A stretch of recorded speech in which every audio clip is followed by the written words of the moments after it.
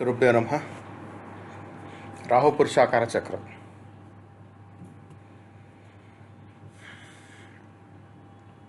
హారోస్కోప్లో జనన జాతకంలో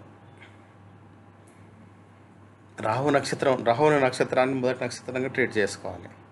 అక్కడి నుంచి ఒక మనిషి ఆకార చక్రం వేసి అక్కడి నుంచి రాహు నక్షత్రం నుంచి కౌంట్ చేయాలన్నమాట. మొదటి 7 నక్షత్రాలు పాదాలలో ఉంటాయి. తర్వాత 5 నక్షత్రాలు కుడి చేతిలో, తర్వాత మూడు నక్షత్రాలు నుదుటిపై, తర్వాత 2 నక్షత్రాలు హృదయంలో, 1 నక్షత్రం ముఖంపై, 5 నక్షత్రాలు ఎడమ చేతిపై, 1 నాభిపై, 3 గుప్తాంగాలపై స్థాపించాలి. ఓకే, స్థాపించి రాహు నక్షత్రం మొదటిదైనప్పుడు అక్కడి నుంచి జన్మ నక్షత్రం అంటే చంద్రుడి నక్షత్రం వరకు కౌంట్ చేయాలన్నమాట, ఎక్కడుందో అనేది. ఇక్కడి నుంచి ఇప్పుడు జన్మ నక్షత్రం కనుక పాదాలపైన ఉంటే కనుక ధన నష్టం సంభవిస్తుంది. కుడి చేతిపై ఉంటే తీవ్ర వేడి జ్వరం కలుగుతుంది. నుదుటిపైన ఉంటే శత్రుభయం కలుగుతుంది. హృదయంలో ఉంటే చెడ్డవారి పట్ల మమకారం పెరుగుతుంది. ముఖంపై ఉంటే శత్రునాశనం జరుగుతుంది. ఎడమ చేతిపై ఉంటే మరణం సంభవిస్తుంది. నాభిపై ఉంటే సంపూర్ణ వినాశనం, ప్రళయం వంటి నష్టం సంభవించవచ్చు. గుప్తాంగాల్లో ఉంటే ప్రాణ నష్టం సంభవిస్తుంది. ఓకే, ఇప్పుడు ఒక ఎగ్జాంపుల్ చూద్దాం మనం.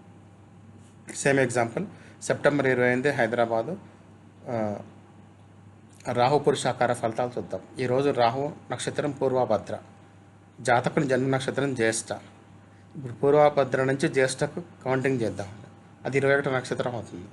ఇక్కడ చూస్తే మనం ఇక్కడ 27 నక్షత్రాల పేరు రాస్తే ఇక్కడ పూర్వభద్ర ఫస్ట్ది 1, 2, 3, అశ్విని 4, 5, 6, 7, 8, 9, 10, 11, 12, 13, 14, 15, 16, 17, 18, 19, 20, 21.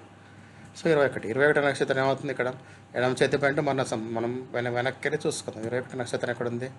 20 దీంట్లో వస్తుంది. ఎడమ చేతిపైన పడుతుంది. 21 కదా, 19 నుంచి 23 మధ్యలో ఉంది కదా ఇది. ఇక్కడికి వచ్చేసి ఎడమ చేతి ఏముంది? మరణం సంభవిస్తుంది రిజల్ట్. ఓకే, ఇట్లాగా మనం రాహు పురుషాకార చక్రాన్ని చూసుకోవాలి. ఓకే, ధన్యవాదాలు.